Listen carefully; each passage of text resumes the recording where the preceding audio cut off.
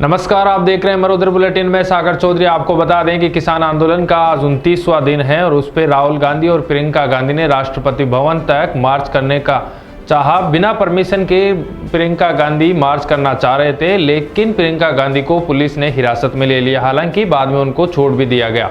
आपको बता दें कि कृषि कानूनों के खिलाफ किसानों के आंदोलन का आज 29वां दिन है।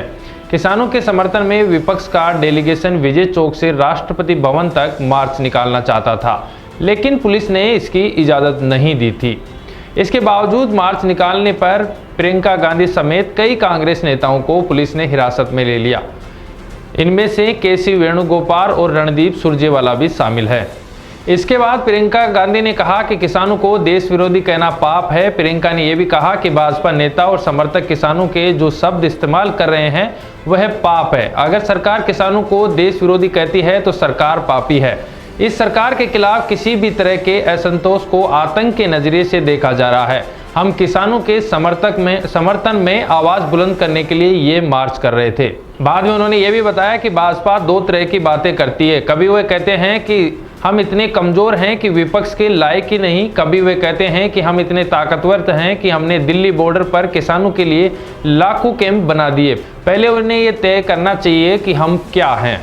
किसानों के भी दो टूक सरकार हमारी अनदेखी कर रही है और हमारे से खेल रही है। उन्होंने सरकार से बातचीत करने का प्रपोजल बुधवार को ठुकरा दिया। किसानों ने कहा कि सरकार के प्रपोजल में दम नहीं है, नया एजेंडा लाए तभी बात होगी। किसान नेता शिव कुमार कक्का ने कहा कि सरकार किसानों की अनदेखी कर रही है। और अब हम आपको बताएंगे कि सरकार के प्रपोजल के किस पॉइंट पर किसानों ने क्या जवाब दिया।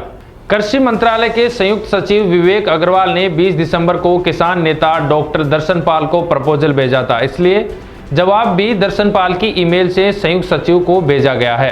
किसानों ने लिखा है कि आपने पूछा था कि हमारी पिछली चिट्ठी एक आदमी की राय है या सभी संगठनों की। हम बता दें कि यह संयुक्त मोर्चे की सहमति से भेजा गया जवाब था। इस पर सवाल उठाना सरकार का काम नहीं है।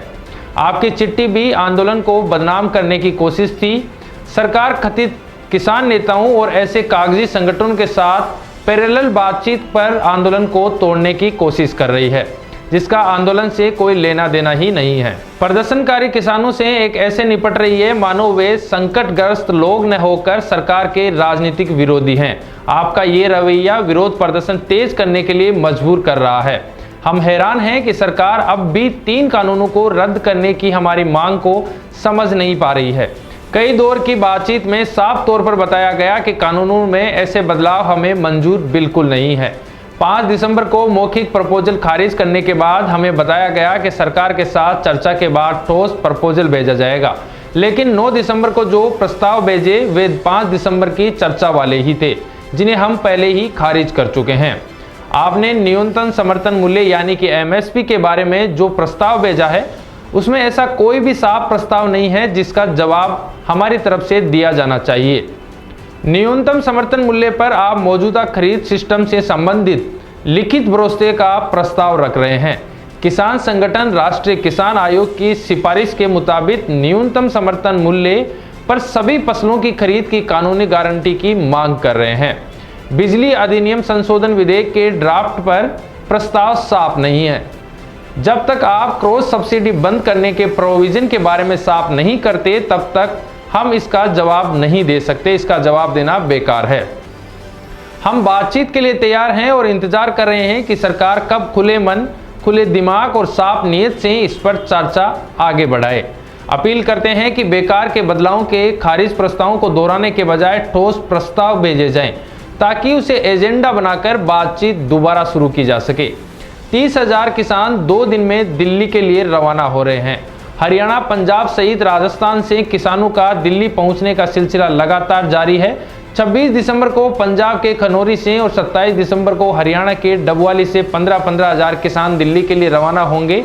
वहीं राजस्थान से हनुमान बेनीवाल 2 लाख किसानों को लेकर दिल्ली के लिए रवाना होने का ऐलान पहले ही कर चुके हैं।